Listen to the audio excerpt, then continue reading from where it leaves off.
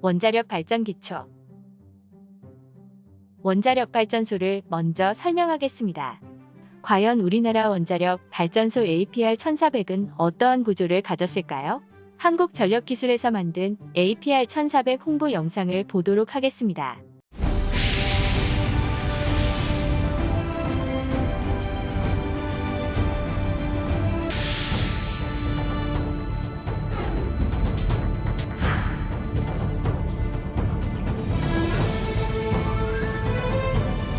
원자로 건물은 직경 150피트, 벽 두께 4피트에 233피트의 높이를 갖는 프리스트레스 콘크리트 단일 원통형으로 구성되며 지진 및 항공기 충돌에 안전토록 설계되어 있습니다.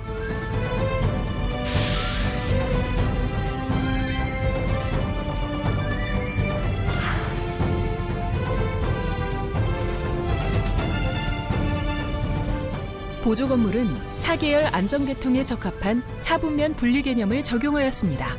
한국 표준형 원전의 2차 보조 건물 및 원전 연료 건물을 보조 건물에 통합 설계하였으며 원자로 건물과 공동 매트 기초로 설계하여 내진성을 제고하였습니다. 보조 건물 156피트에 설치되는 주제어실은 인간공학적 주제어실 공간 구현과 근무자의 심미적 측면을 감안한 높은 천정고 및 곡선, 원형이 조합된 일체형 천정을 채택하였습니다.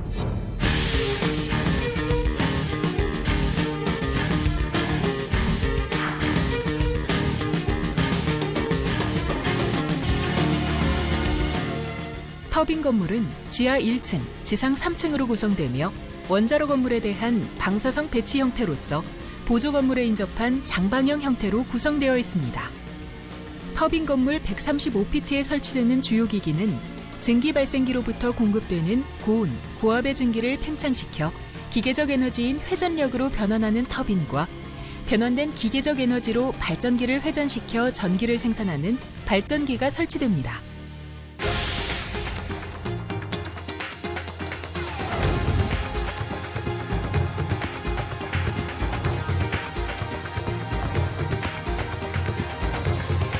원자로는 탄소강 합금 재질로 만들어지며 내부 표면의 부식 방지를 위하여 스테인레스 강으로 피복되어 방사성 영향과 고온 및 고압의 상태에서도 견딜 수 있도록 설계되어 있습니다. 또한 원전 연료 분열에 의한 열 에너지 생성을 위해 원전 연료봉 집합체, 제어봉 집합체, 내부 구조물 등을 포함한 상부 헤드, 하부 헤드 및 몸통 세 부분으로 이루어져 있습니다.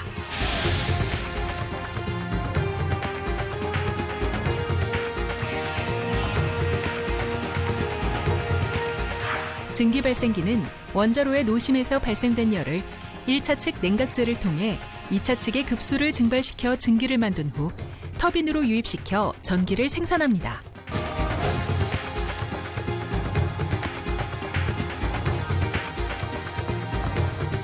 원자로 냉각제 펌프는 원자로 냉각제 계통에 냉각제를 순환시켜 발전소의 운전 중에 생성된 열을 적절히 제거해줍니다. 원자로 냉각제 펌프의 유량 부족으로 원전 연료가 운전 중에 손상이 되지 않도록 최소 유량 이상을 항상 공급할 수 있어야 합니다.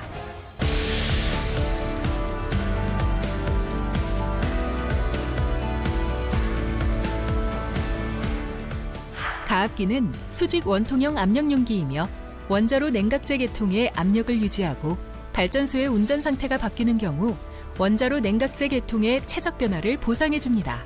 가압기 상부에 설치된 안전 밸브는 원자로 냉각제 계통의 압력이 과잉으로 올라갈 때 방출하며 바닥에 수직으로 설치된 침수형 전열기는 가압기의 압력을 올리거나 유지시킵니다.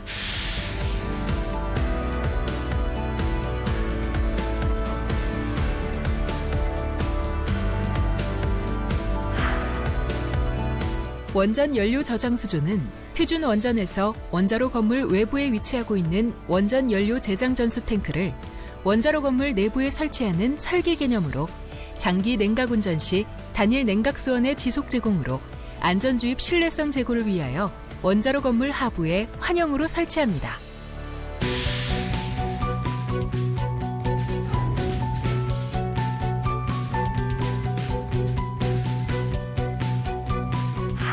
보조 건물의 주제어실은 인간공학적 주제어실 공간 구현과 근무자의 심미적 측면을 감안해 복층 천정고 및 곡선과 원형이 조합된 일체형 천정을 채택했으며 방사성 등기구 배치 및 간접 조명으로 쾌적한 근무 환경을 조성했습니다.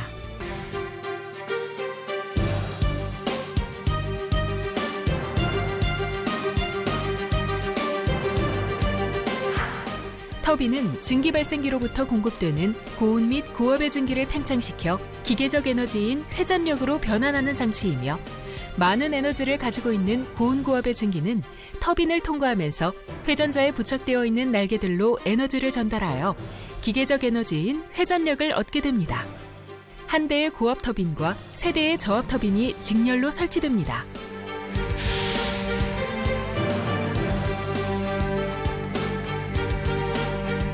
발전기는 기계적 에너지를 전기적 에너지로 변환시키는 기계로 교류 발전기와 직류 발전기로 분류할 수 있으며 발전소의 주 발전기는 거의 교류 발전기를 사용합니다.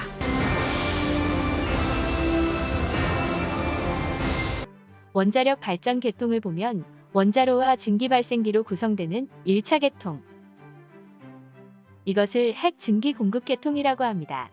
원자로에서 발생된 열로 증기 발생기의 증기를 만드는 것이 1차 계통입니다. 증기 발생기에서 만들어진 증기는 터빈을 구동시키고 다시 물로 응축되어 증기 발생기로 돌아갑니다. 이것을 2차 계통이라고 합니다. 그리고 터빈에서 나온 증기를 다시 물로 만들기 위해 해수를 이용하여 냉각시켜주는 순환수 계통이 있습니다. 원자력 발전에서 에너지를 내는 것은 기본이 우라늄 235만큼 핵분열을 할 수 있는 물질의 중성자를 반응시켜서 쪼개는 것이 핵분열입니다. 이 과정에서 질량 결손이 발생합니다. 3분의 1 정도 우라늄 질량이 줄어듭니다. 100만 킬로와트 발전소를 하루 동안 가동하는 데 들어가는 연료는 60kg 사용이 되고요. 1년 동안은 22톤 정도 우라늄이 소요됩니다. 22톤이면 11톤짜리 트럭 2대 분량으로 1년 동안 원자력 발전소를 가동할 수 있는 연료를 공급할 수 있습니다. 다른 발전에 비해 매우 작은 양이지요. 원자력 발전의 가장 큰 특징은 연료 사용량이 적다는 것입니다. 그 반면에 이렇게 핵분열을 하고 나와서 만들어지는 파편을 피션 프로덕트라고 하는데 이 물질들은 불안정해서 방사선을 띠고 있습니다. 방사선 붕괴를 하는데 방사선 붕괴를 하는 과정에서 열이 나옵니다. 그래서 원자력 발전소는 원자로를 정지시켜서 핵분열이 일어나지 않더라도 이미 만들어진 핵분열 파편들에 의해서 생기는 붕괴 잔열이라는 것이 있는데 그것을 적절히 냉각을 시켜줘야 원자로를 안전하게 운영할 수 있습니다. 원전 안전 확보를 위한 심층 방어. 원자력 발전소는 만약에 사고에 대비하여 원자로를 안전하게 정지시키고 방사성 물질의 소외 방출을 방지하기 위한 여러 가지 안전장치를 갖추고 있습니다. 이러한 안전설비의 설계에 적용되는 기본 개념을 심층 방어라고 합니다. 이 심층 방어는 몇 가지 과정을 전제로 하고 있습니다. 설계에는 오류가 있을 수 있다. 그리고 기기는 때때로 고장을 일으킬 수 있다. 또한 작동하는 사람은 실수를 하기 마련이다 라는 여러 가지 개연성을 두고 생각대로 작동하지 않을 가능성을 염두에 두고 설계를 하고 설비를 만들었습니다. 기본 개념. 심층 방어를 구현하는 기본적인 방법 두 가지인데 한 가지는 물리적으로 다중 방벽을 둬서 방사성 물질이 외부로 유출되기는 거의 불가능하게 여러 겹의 방벽을 두는 방법이 있고 시간적으로는 여러 단계로 막아서 사고를 처음에 예방 혹은 진행되더라도 완화하는 대책들을 세워뒀습니다. 그리고 원자로가 정지되어 있더라도 아까 그런 잔열 때문에 온도가 올라가지 않도록 여러 가지 안전 설비들을 갖춰서 원자로를 안전한 상태로 제어를 하고 확대되지 않도록 완화시키는 것이 바로 심층 방어입니다.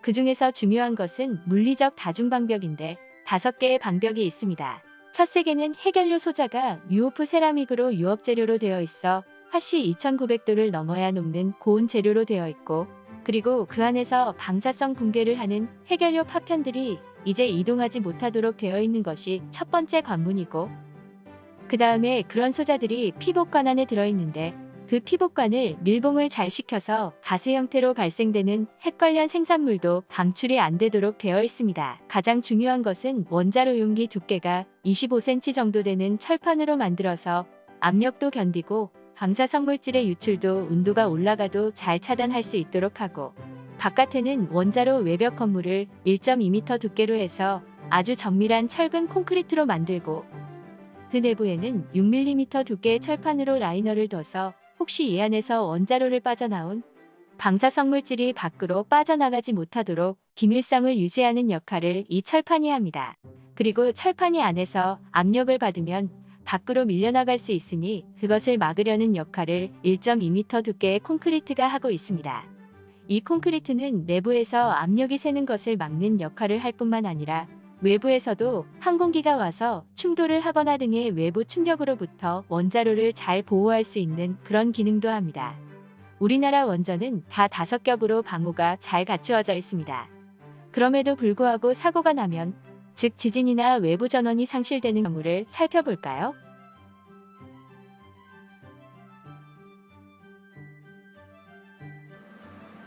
다음은 최신 설계 개념을 반영한 APR 1400도형인 신고리 56호기에 자연재해에 의한 발전소 정전 사고가 발생했을 경우 사고 대처 전략에 대해 말씀드리겠습니다. 설계 기준을 초과하는 지진이나 쓰나미 같은 자연재해가 일어났다고 가정할 때 발전소는 지진 자동 정지 시스템에 의해 자동 정지되지만 발전소에 전기를 공급해주던 소외 전원이 상실될 수도 있습니다. 이때는 발전소를 냉각시키는 것이 중요한데요. 보신 바와 같이 비상전원인 비상디젤 발전기에서 1차적으로 전력을 공급받아 보조급수 계통을 가동하여 증기 발생기를 통해 원자로를 냉각하게 되고 필요시에는 원자로의 안전주의 펌프로 냉각수를 공급하게 됩니다. 이후 비상디젤 발전기의 기능이 상실된다면 건설 단계에서 설치된 대체 비상디젤 발전기가 안전계통 펌프에 전원을 공급하여 지속적으로 냉각수를 주입할 수 있습니다. 이런 대체 비상 디젤 발전기마저 기능을 상실하더라도 신고리 56호기의 경우는 용량이 크게 증가된 배터리를 사용하여 증기 발생기에서 나오는 증기로 구동되는 터빈 구동 펌프를 제어함으로써 8시간 이상까지도 원자로를 냉각할 수 있습니다. 또한 배터리 용량이 크게 증가하였기 때문에 배터리 방전 전까지 복수 저장 탱크로부터 급수를 1차적으로 공급받아 원자로, 경납건물 비상살수 보조계통, 사용 후 연료 저장조 등의 이동형 펌프차 등을 통해서 냉각수를 공급할 충분한 시간을 확보하게 됩니다. 이후 복수 저장 탱크마저 고갈되면 원수 저장 탱크에 저장된 물을 이용해 마찬가지로 냉각수를 공급하게 됩니다. 다시 원수 저장 탱크마저 고갈된다면 원수 저장조에 저장된 급수를 공급받아서 원자로, 경납건물 비상살수 보조계통, 사용 후 연료 저장조에 냉각수를 공급할 수 있습니다. 이런 원수 저장조까지 고갈된다면 댐이나 저수지 등 외부 담수원에서 담수를 공급할 수 있습니다. 이렇게 지금까지 설명드린 사고 대처 전략을 통해서 신고리 56호기의 경우에는 30일까지 경납건물 건전성을 유지할 수 있습니다. 만약 앞에서 말씀드린 전략이 모두 실패하여 노심이 손상되고 경납건물 내부의 수소 농도와 압력이 증가하게 되더라도 이를 완화하기 위한 피동 촉매형 수소 재결합기가 자동으로 작동하여 수소를 감소시켜 경납건물의 건전성을 유지할 수 있습니다. 특히 신고리 56호기의 경우에는 모든 완화 전략이 실패하더라도 72시간까지 경납건물의 건전성을 유지할 수 있도록 설계되어 있습니다. 말씀드린 것처럼 국내에 건설되어 가동 중인 원자력 발전소에는 원자로와 경납건물의 건전성을 유지할 수 있는 다양한 설비가 구축되어 있어 최악의 상황에도 대비하고 있습니다.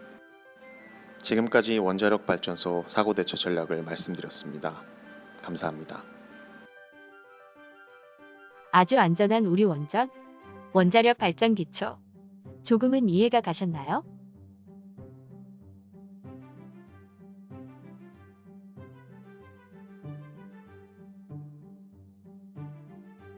위 영상은 주한규 교수님의 우리나라에 적합한 청정에너지 원자력 서울대학교 재료공학부 콜로키엄 특강을 바탕으로 제작되었습니다.